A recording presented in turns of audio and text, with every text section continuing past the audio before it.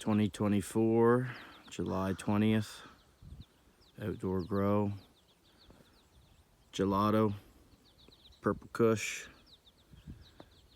Purple Kush are huge, turning into hammers.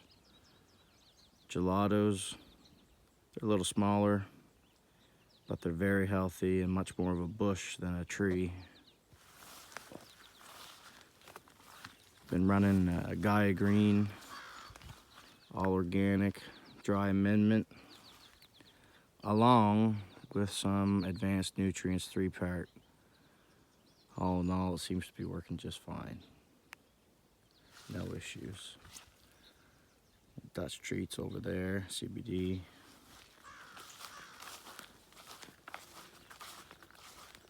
That's a Dutch Treats as well, quite a bit bigger than the other one.